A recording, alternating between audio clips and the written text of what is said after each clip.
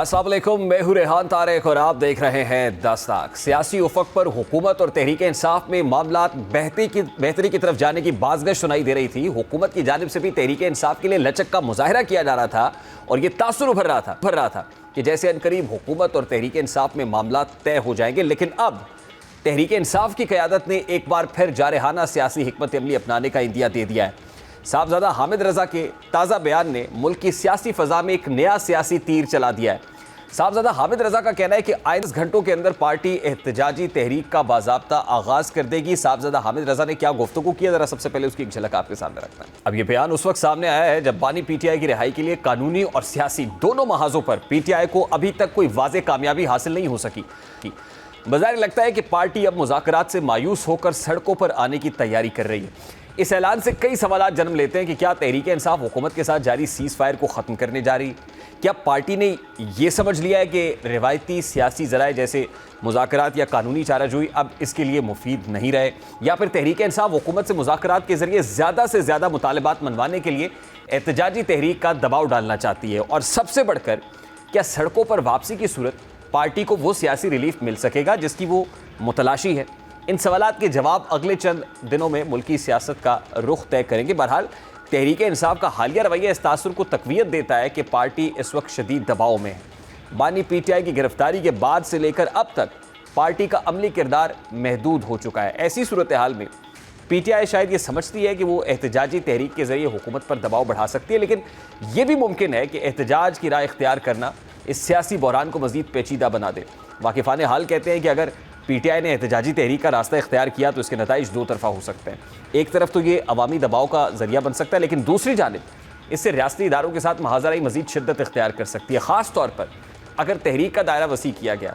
इस वक्त मुल्क की मईशत बेहतरी की तरफ जा रही है। ऐसे में किसी बड़ी तहरीक के असरात सिर्फ सियासी नहीं बल्कि समाजी और माशी सतह पर भी महसूस किए जाएंगे। रिवायती सियासत से तहरीक इंसाफ को वक्ती रिलीफ शायद ना मिला हो, लेकिन इसका मतलब ये नहीं कि पार्टी के लिए तमाम रास्ते बंद हो चुके हैं। सियासी अमल एक मुसलसल जद्दोजहद है जिसमें स्ट्रेटजी बार बार बदलती है, मगर इस बार पार्टी को ये तय करना होगा कि क्या एहतजाज वाकई एक ठोस हल की तरफ ले जा सकता है या ये सिर्फ एक जज्बाती रद्द अमल है जो मज़ीद पेचीदगियाँ पैदा करेगा। आने वाले 48 से 72 घंटे ना सिर्फ पीटीआई बल्कि मजमूई तौर पर मुल्की सियासत के लिए फैसला कुन हो सकते हैं। अगर हुकूमत और पार्टी के दरमियान कोई ब्रेक थ्रू ना हुआ तो सियासी दर्जा हरारत एक बार फिर तेज़ी से ऊपर जा सकता है।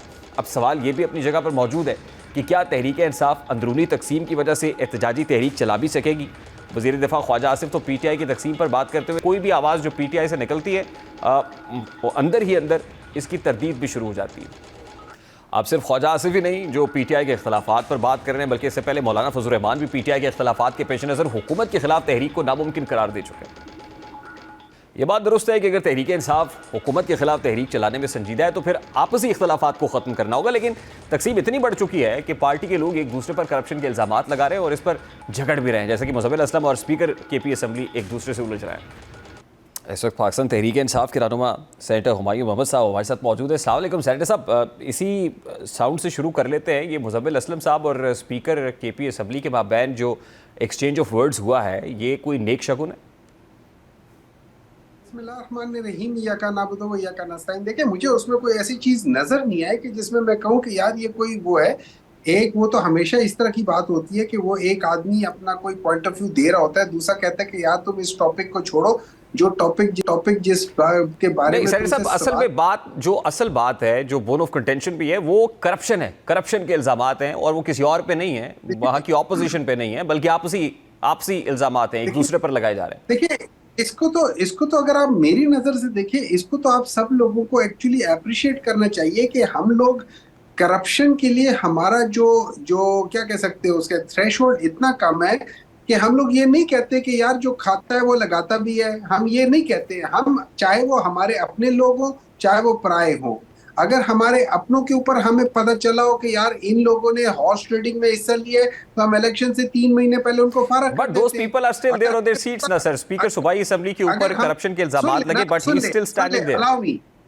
अलाउ मी ना, अगर हमें पता चलता है कि हमारा कोई मिनिस्टर जो था वो किसी जगह पे लैंड ग्रैबिंग में या किसी जगह पे उसका नाम आया है तो हम और उसको जेल में डाला जा रहा है, हम उसके बिल्कुल उसको छुड़ाने के हक में नहीं होते। हम कहते हैं ठीक है अपने आप को फारग करो, सर फिर कितने आ हैं जाओ। जिनको अब जेल में इसमें डाला तो गया है मिनिस्टर वैसे? खफा होकर चला जाए, इसमें हमारा कुछ नहीं है। अगर किसी जगह पे कोई सेनेटर साहब, स्कैंडल आ जाता है भाई, सॉरी सेठ साहब कितने हैं सर जिनको जेल में डाला गया अभी तक?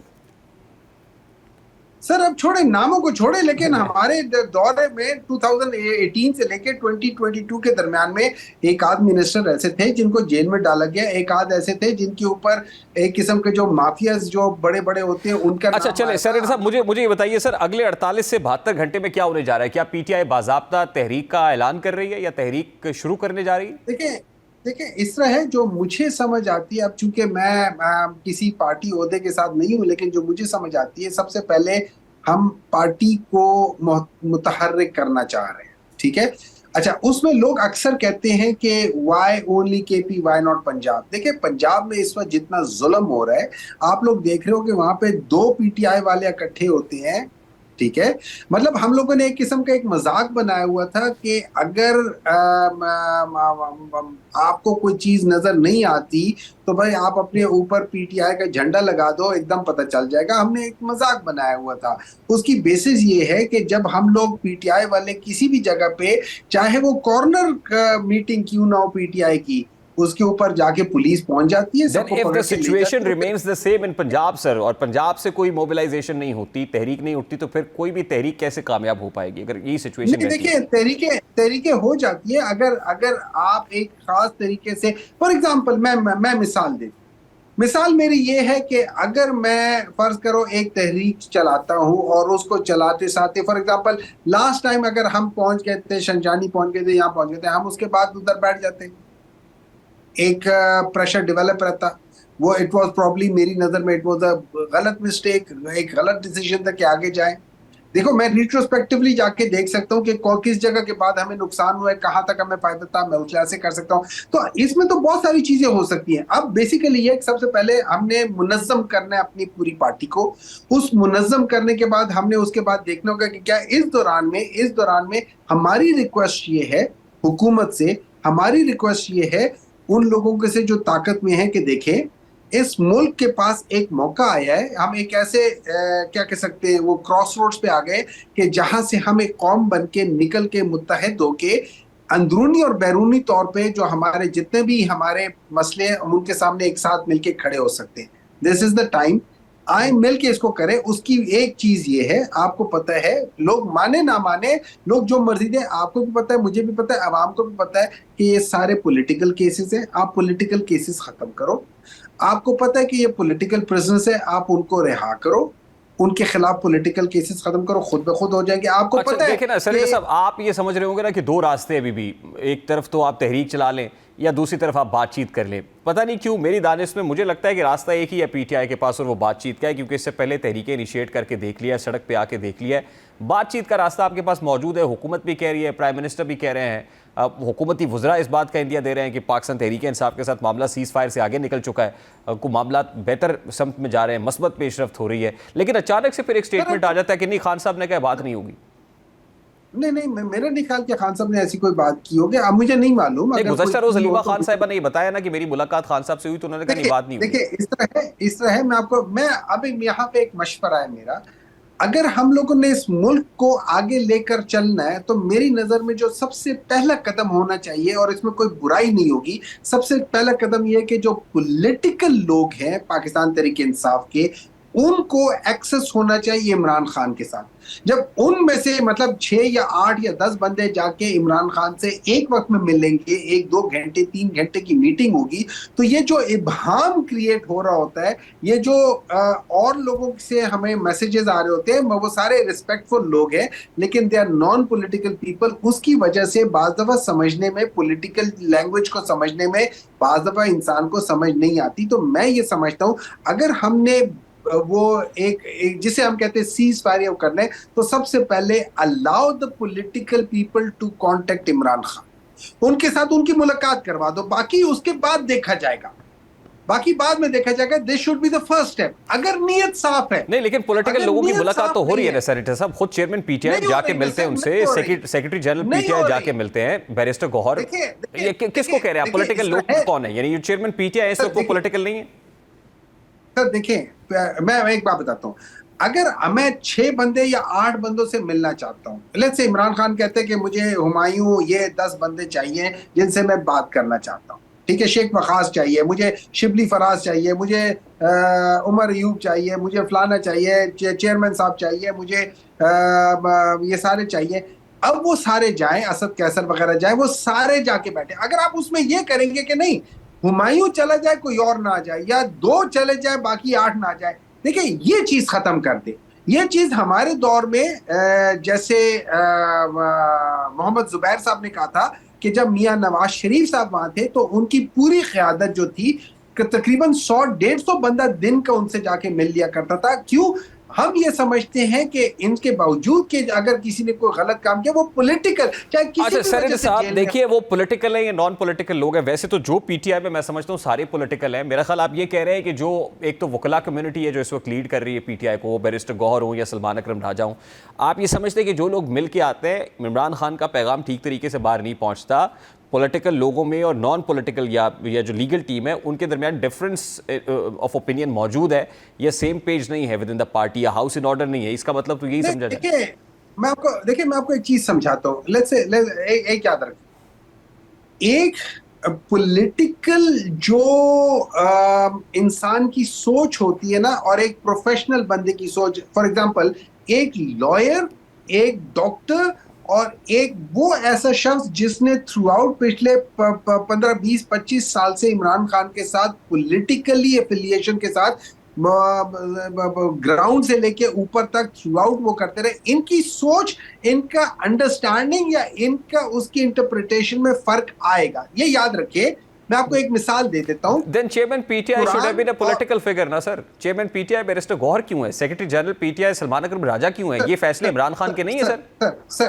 सर ये इमरान खान के फैसले हैं, इमरान खान के फैसले। इमरान खान ही कहता है कि मुझे शिबली फराज, मुझे उमर अयूब, मुझे फलाना, ये 4 बंदे, असद कैसर वगैरह, ये 4 मुझसे आके मिले। उनके साथ ये लोग भी होते हैं, उनके साथ सलमान अकरम राजा साहब का भी नाम फ्रंट रनर्स ना सर? सॉरी, फ्रंट रनर्स तो ये नहीं है ना, मतलब इनके पास कोई पार्टी पोजीशन नहीं है ना?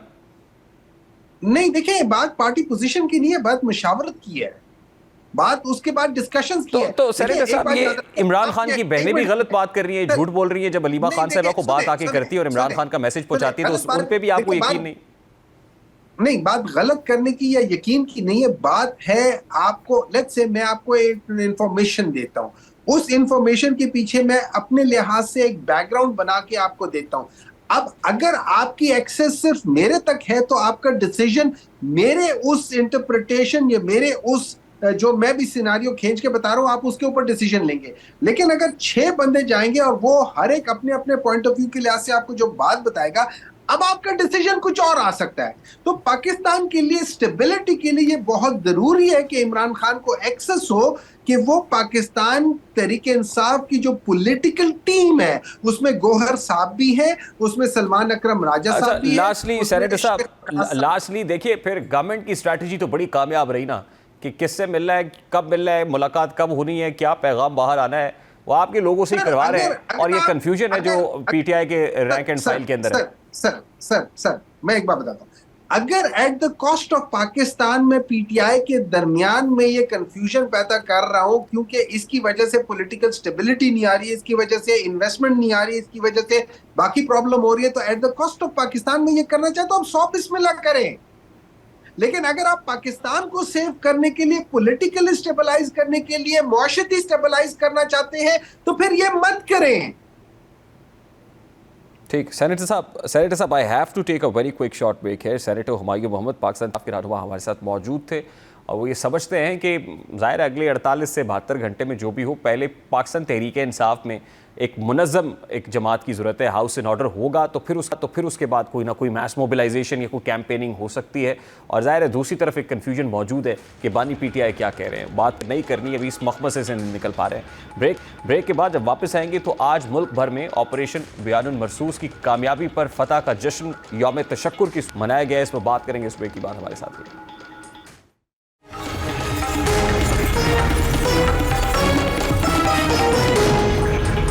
आज पाकिस्तान एक तारीखी फतह की खुशी में यौम तशक्कुर मना रहा है। पाकिस्तान ने एक ऐसी अजीब कामयाबी हासिल की है जिसे दुनिया भर में तस्लीम किया जा रहा है और जो इस बात की गवाह है कि हक और सच की राह में दी जाने वाली कुर्बानियां कभी रायगा नहीं जाती।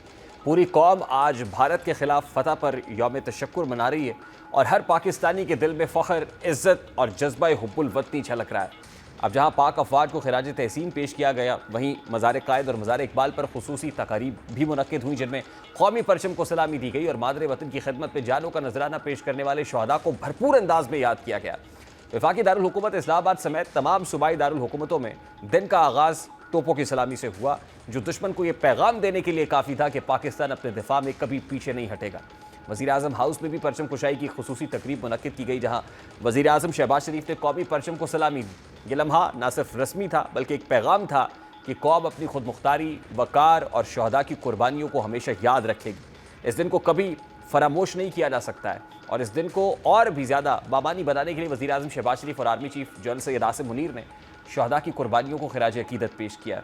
वज़ीर आज़म और army chief squadron leader Usman Yusuf शहीद के घर गए, जहाँ उन्होंने शहीद के अहले खाना से मुलाकात की, उनके दुख में शरीक हुए और शहीद के बुलंद दर्जात के लिए दुआ की। यह अमल सिर्फ ताज़ियत का नहीं था बल्कि एक अहद का था। इस कौम के हीरोज़ को फरामोश नहीं किया जाएगा और उनके ख़ानदान तनहा नहीं है। वज़ीर आज़म और आर्मी चीफ का शहदा के घर जाना इस बात का वाज़ेह सबूत है कि पाकिस्तान की सिविल और अस्करी क़यादत शहदा के मुक़द्दस लहू की कदर से पूरी तरह वाकिफ़ है। यह खून जो वतन की मिट्टी में जज्ब हो चुका है, अब तारीख़ की ज़बान बन चुका है। ये गवाही दे रहा है कि जब जब दुश्मन ने इस मुल्क की जानिब मैली आँख से देखा, तब तब इस धरती के सपूतों ने जानों का नजराना देकर दुश्मन के हर नापाक इरादे को खाक में मिला दिया है। इस सरजमीन का हर जवान, हर सिपाही, हर बेटा और बेटी इस अहद पर कायम है कि वतन की हुर्मत पर आँच आई तो वह आखिरी सांस और खून के आखिरी कतरे तक मुल्क का दिफा करेंगे।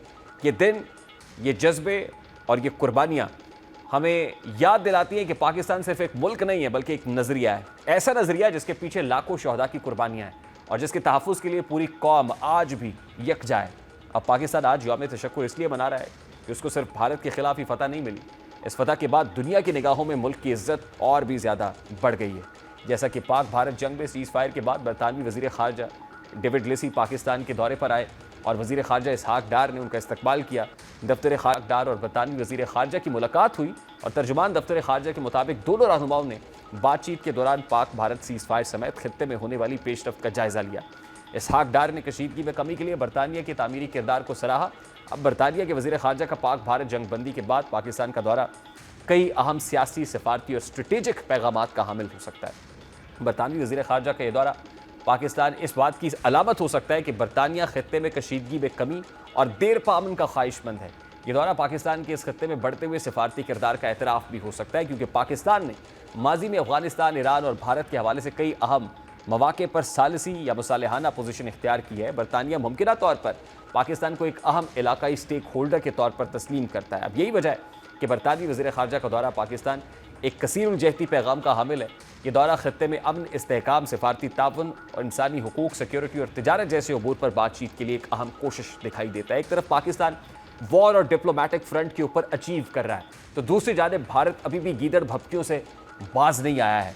भारत की जानिब से कोई ना कोई मिस एडवेंचर करने की जो धमकियां हैं वो हमेशा दी जाती हैं। कभी पाकिस्तान के न्यूक्लियर प्रोग्राम को IAEA को कहा जाता है कि इस पर नज़र रखी जाए, इसको कब्जे में ले लिया जाए। इस हवाले से भारत के अंदर इस वक्त क्या हाहाकार मची हुई है, ज़रा उसकी एक झलक आपके सामने रखते हैं। इस वक्त सीनियर तजियागार अब्दुल्ला गुल साहब ने हमें ज्वाइन किया। अस्सलाम वालेकुम अब्दुल्ला गुल साहब। ऑपरेशन सिंदूर अभी ख़त्म नहीं हुआ है, लेकिन आज पाकिस्तान यौम तशक्कुर मना रहा है और यकीनन आप भी निकले इसके लिए। ऑपरेशन सिंदूर अभी खत्म नहीं हुआ है, क्या भारत अभी भी कोई मिस एडवेंचर कर सकता है? बिस्मिल्लाहिर्रहमानिर्रहीम जी, बिल्कुल, इसमें कोई शक व शुबा नहीं है कि आज यौम तशक्कर है और मैं भी अभी अपनी रैली एक निकाल के आया हूँ। अल्हम्दुलिल्लाह मुल्क के तूल व अर्ज में पाकिस्तानियों ने रैलियां निकाली हैं और मेरे ख्याल में मीडिया का एक बहुत बड़ा किरदार है। मैं आप सबको सलाम पेश करता हूँ। आपने एक बहुत मजबूत जो है मेरे ख्याल में जंग लड़ी है और इसमें यकीनन 24 समेत तमाम चैनल जो हैं वो लायके तहसीन हैं। जहाँ तक आपने कहा कि थ्रेट, बिल्कुल थ्रेट ओवर नहीं है। क्या भारत जो है वो मान जाएगा दहशतगर्दों को भेजने से? क्या वो पाकिस्तान का पानी जो है वो इतनी आसानी से छोड़ देगा जो 1960 से मसला चला आ रहा है? क्या वो कश्मीर के ऊपर जो है वो फौरी तौर पर जो है वो किसी की सालसी कबूल करते हुए जो है वो कश्मीर को पाकिस्तान को प्लेट में रख के दे देगा? तो ऐसा कुछ भी नहीं हो रहा।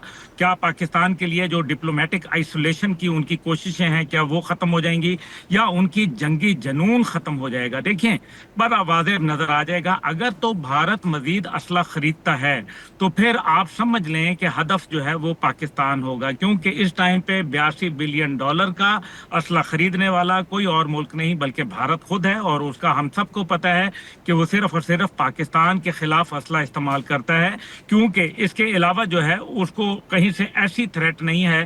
पाकिस्तान उसके नजरियाती तौर पे भी जो है उसको चैलेंज करता है, जोग्राफियाई तौर पे भी चैलेंज करता है, और साथ ही साथ जो है ताकत की तवाज़ुन के ऊपर भी जो है वो पाकिस्तान अल्हम्दुलिल्लाह उससे एक कदम आगे है। इसलिए थ्रेट जो है वो it is not over, it is not the matter of Modi और किसी और की बात। लेकिन मैं आपको ये बात बड़ा वाज़ेह बताना चाहता हूँ कि मसला हमारा किसी मोदी सरकार से या बीजेपी हुकूमत से नहीं, बल्कि हिंदुत्व और चाणक्य की माइंडसेट से है, जिसके साथ हमारा जो है वो बाकायदा एक जंग चल रही है। चाणक्य का बुनियादी फार्मूला जो है वो अपने पड़ोसी से दुश्मनी का है। इसलिए अब आप जो है वो चाहे नरेंद्र मोदी हो या कोई और आए, कल को जो है वो आदित्य योगी नाथ आए या कोई और आए, तो पाकिस्तान के मसाइल जो है वो बिल्कुल, असल में तो उन इश्यूज का रिजॉल्व ज्यादा इंपॉर्टेंट है। मुझे बताइए अब्दुल्ला गुल साहब, जाहिर है सीज फायर इस पे बहुत बात हो रही, टाइम बार्ड है, कब तक है ये, दोनों तरफ से तोपें कब तक खामोश रहेगी? तो फिर दूसरी जो सबसे इंपॉर्टेंट चीज़ है वो तो डायलॉग है, डिप्लोमेटिक फ्रंट है कि उस पर हम ये मुतालबात मंजूर कैसे कराते हैं। अभी राजनाथ सिंह ने स्टेटमेंट दिया कि जी न्यूक्लियर प्रोग्राम IAEA को तवज्जो करनी चाहिए और पाकिस्तान का न्यूक्लियर प्रोग्राम अपने कब्जे में ले लेना चाहिए। फिर पता चला कि नहीं, वो ब्रह्मोस मिसाइल का जो डिपो उड़ा है उससे तो कुछ ऐसी चीज़ें हैं जिसके इम्प्लीकेशंस न्यूक्लियर रेडिएशंस के जो है वो फैल रही हैं। तो एक बहुत बड़ा थ्रेट तो खुद वो भारत है। तो अभी टेंशंस आर स्टिल लूमिंग। मैं ये कह रहा हूँ कि डिप्लोमेटिक फ्रंट के ऊपर अपने जो रियल इश्यूज हैं उनकी रेजोल्यूशन के लिए what have we done right now? जी, ये बिल्कुल सही है। देखिए, IAEA के मुताबिक जो है वो दुनिया में सबसे ज्यादा जो अनसेफ न्यूक्लियर प्रोग्राम है वो पाकिस्तान का नहीं है, वो किसी और मुल्क का नहीं, बल्कि वो खुद भारत का है, जहां 125 के करीब FIRs काटी जा चुकी हैं, जिसके अंदर भारत के अंदर फिसाइल मटेरियल जो है यानी कि न्यूक्लियर मटेरियल जो है वो चोरी हुआ है। अभी एक हालिया ही रिपोर्ट सामने आई थी। तो इसलिए पहली तो बात भारत को ये समझ जाना चाहिए। जो दूसरी बात आपने कही है कि हमें क्या लेना चाहिए, देखें अभी तो मेरे ख्याल में कबल अज़ वक्त है कुछ भी कहना, क्योंकि अभी जब डोनाल्ड ट्रंप साहब जो इसमें सालसी की बात कर रहे हैं, क्योंकि नरेंद्र मोदी जो कि इसको बायलैटरलिज्म की तरफ लेके जाना चाहता था और हमेशा ये कहता था कि जी ये तो एक बायलैटरल इशू है, दो मुल्कों के माबैन है, लेकिन इस टाइम पे चीन भी एक स्टेक होल्डर है। और अगर अमेरिका की सालसी जो है वो तस्लीम की जा रही है तो इसका मतलब है कि ये अब मल्टीलैटरल जो है वो काम हो गया। लेकिन दूसरी बात जो बड़ी अहम है कि हमें क्या ऑफर होती है, कहीं ऐसा तो नहीं कि इधर हम और उधर तुम वाली बात हो जाए, यानी कि तुम्हारा कश्मीर तुम्हारे पास और हमारा कश्मीर हमारे पास। तो फिर ये तो कश्मीर का जो बुनियादी केस है वो खराब हो जाएगा। We have to be very vigilant. कोई बात नहीं, कौमों की जिंदगी के अंदर ये कोई मानी नहीं रखते इतने साल। आप देख लें 100 साल के बाद भारत जो चीन है उसको हांगकांग वापस मिल गया, ताइवान के ऊपर उनका स्टांस मजबूत है और वो आज तक रखा हुआ है। इसलिए मैं नहीं समझता कि कोई ये इतना बड़ा मसला है, लेकिन इंशाअल्लाह ताला ताकत का इस्तेमाल जो होता है वो मसलों को टेबल पे उजागर करने का सबब बनता है, और अल्हम्दुलिल्लाह हमने उस मुकाम के ऊपर आ गए हैं। लेकिन अब हमें जो है जिस तरीके से हमने एग्रेसिव जो हमने स्टांस रखा अपना डिफेंस के अंदर, यही अगर हम एग्रेसिव पॉलिसी अपनी फॉरेन पॉलिसी के तौर पर भी रखें और अपनी जो सियासी पॉलिसी है वो भी हम इसी को एग्रेसिव रखें, तो इंशाल्लाह मैं समझता हूं कि हमें बहुत कामयाबी हासिल हो सकती है। लेकिन इसमें कोई शक व शुबा नहीं है कि इस टाइम पे पाकिस्तान दुनिया की तवज्जो का मरकज बन चुका है। कश्मीर एक दफा फिर से उजागर हो चुका है। लास्ट अब्दुल्ला गुल साहब, डिप्लोमेटिकली भी हमने कैपिटलाइज किया है, we are way ahead than India. बरतानवी वजीर खारजा का पाकिस्तान में होना इस बात का वो बोलता सबूत है। आपने इस इशू को कहा कि मल्टीलेटरल है, इसमें कोई दो राय नहीं है कि बहुत सारे स्टेक होल्डर्स अब आ गए हैं। डोनाल्ड ट्रंप का मिडिल ईस्ट का जो दौरा है उससे ये तो पता चलता है कि there is never a free lunch, कि आप शाम पर से पाबंदियां हटाते हैं, लेकिन आप ये साथ मुतालबा भी करते हैं कि इसराइल को तस्लीम करें। तो अगर ये इंटरनेशनल स्टेक होल्डर्स आ रहे हैं तो जाहिर है उनकी भी कोई ना कोई, उनका भी कहीं ना कहीं कोई इंटरेस्ट तो है, वो भी कुछ ना कुछ तो कैपिटलाइज करना चाहते हैं। तो क्या इसके ऊपर भी नज़र रखने की ज़रूरत नहीं है? जी बिल्कुल, देखें जहां तक बरतानवी वजीर खारजा की बात है, इसमें यकीनन पाकिस्तान की डिप्लोमेटिक एफर्ट्स जो थी वो मजबूत रही इस बार अल्हम्दुलिल्लाह।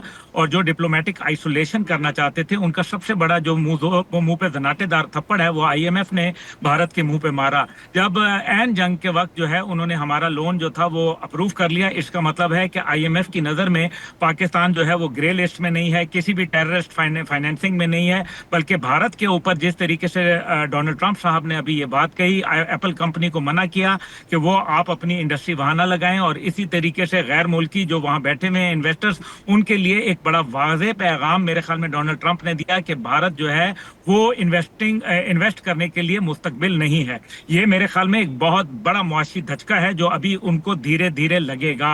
लेकिन दूसरी जानिब जो है वो बरतानिया के वजीर खारजा का पाकिस्तान में आना उनका बनता भी है। बहुत बहुत शुक्रिया अब्दुल्ला गुल साहब हमारे साथ मौजूद थे। अभी एक ब्रेक लेंगे और ब्रेक के बाद जब वापस आएंगे तो CSS एस्पायरेंट्स के हवाले से एक इंपॉर्टेंट खबर है, इस पर बात करेंगे। इस ब्रेक के बाद हमारे साथ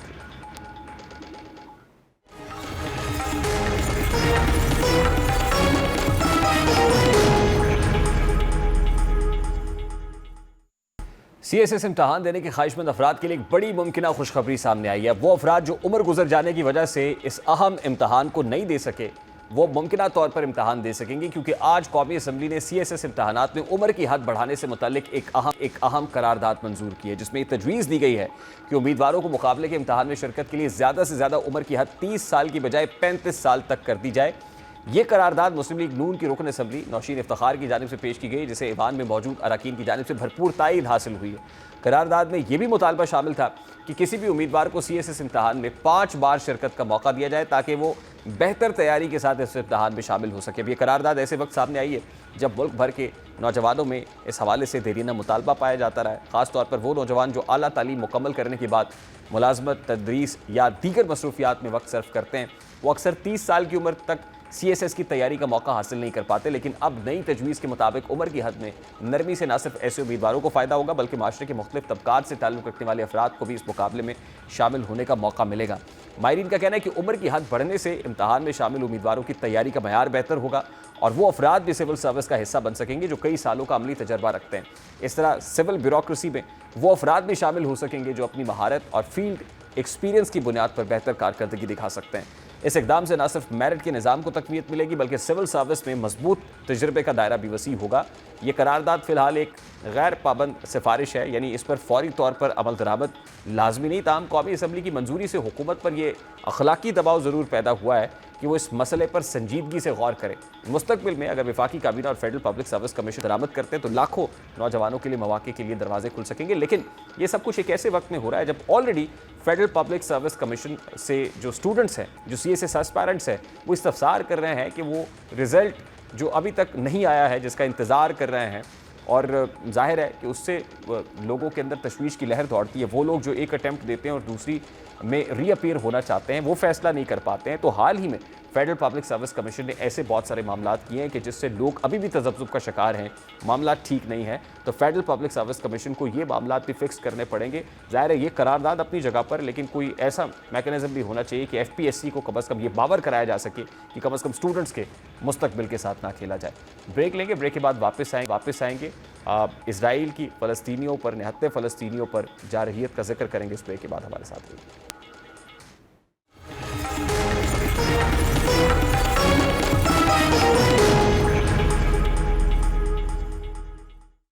इजरायली फौज की गजा में दरिंदगी और वहशियाना हमलों का सिलसिला जारी है। अरब मीडिया के मुताबिक गजा पर इजरायली बमबारी से गुज़श्ता 24 घंटे के दौरान 143 फ़लस्तीनी शहीद हो चुके हैं।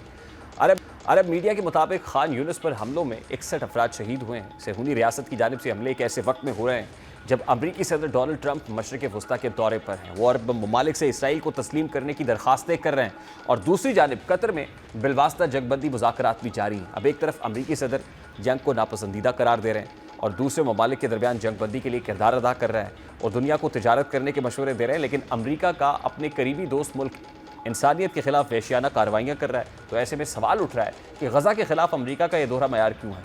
गो कि सदर ट्रंप के मशरक़ वस्ता के एलची स्टीव नेगाल्फ का कहना है कि जंग बंदी और महसूर इलाके में इमदाद की बहाली के हवाले से तमाम तर महाजों पर बड़ी पेशरफ्त हो रही है, जबकि इसराइली वज़ीर आज़म ये बयान दे चुका है कि अगर जंग बंदी का माहिदा हो भी जाए तो इसराइल गजा पर अपनी फौजी मुहिम ख़त्म नहीं करेगा, यानी इसराइल निहत्ते फ़लस्तीनियों पर अपना जुल्म जारी रखेगा। अक्टूबर 2023 से अब तक गजा की सेहत के हुकाम के मुताबिक इसराइली हमलों में कम अज़ कम 52,900 हलाक हो चुके हैं। इसराइल के हमलों ने गजा के शहरी मंजरनामे को मुकम्मल तबाह कर दिया और 90% से ज़ायद आबादी को बेघर कर दिया गया है। और अब लाखों फ़लस्तीनियों की बेदखली को 77 साल मुकम्मल होने पर भी फ़लस्तीनी शहरी एक तवील नकबा का सामना कर रहे हैं। बुनियादी तौर पर नकबा अरबी ज़बान में सानहा या आफत के मानी में इस्तेमाल होता है और ये फ़लस्तीनी तारीख़ में एक अहम वाक़े की निशानदही करता है। दरहकीकत ये नकबा 1948 में पेश आया, जब अरब इसराइली जंग के दौरान 8 लाख से ज़ायद फ़लस्तीनी अपने घरों से बेघर हुए। इस वाक़े के नतीजे में ही फ़लस्तीनियों की एक बड़ी तादाद को अपनी ज़मीनों और घरों से महरूम होना पड़ा और ये वाक़या फ़लस्तीनी कौम की शनाख्त और तारीख़ का एक अहम हिस्सा बन गया है। नकबा के दौरान बहुत से फ़लस्तीनियों को जबरन निकाला गया और उनकी ज़मीन इसराइल के लिए कायम होने वाली रियासत के तहत कब्जे में ले ली गई। ये वाक़या फ़लस्तीनियों के लिए एक सानहे की हैसियत रखता है, जिसके असरात आज भी महसूस किए जा रहे हैं और अब तो गजा को भूख और अफलास में भी मुब्तला किया जा रहा है। इस हफ्ते के आगाज़ में ही बैनुल अक़वामी ग़ज़ाई तहफ़्फ़ुज़ के माहिरीन ने ख़बरदार कि इसराइल ने अपनी नाकाबंदी ना हटाई और फ़ौजी हमले बंद ना किए तो गज़ा में कहर पड़ने का इम्कान है। इसराइल ने गुज़श्ता 10 हफ्तों से फ़लस्तीनी इलाके में खुराक, रिहाइश, अद्वियात और दीगर अशिया की आमद पर पाबंदी लगा रखी है। और सितम ज़रीफ़ी ये है कि एक ऐसे वक्त में जब गज़ा के मासूम भूख से बिलक सिसक रहे हैं, इसराइली फ़ौजी रफ़ा की तबाहशुदा बस्तियों के दरमियान बैठकर बारबेक्यू पार्टी कर रहे हैं। यानी इसराइल और उसकी फ़ौज में इंसानियत मर चुकी है, लेकिन अफसोस कि अमरीकी सदर इसराइल को दर्स देने की बजाय दीगर ममालिक को इसराइल को तस्लीम करने की दरख्वास्तें कर रहे हैं, जो कि अमरीका के दोगले मयार का मुँह बोलता सबूत है। प्रोग्राम का वक्त अपने आपसे मुलाकात होगी इंशाअल्लाह। कल अपना रखिए ख्याल। अल्लाह हाफ़िज़।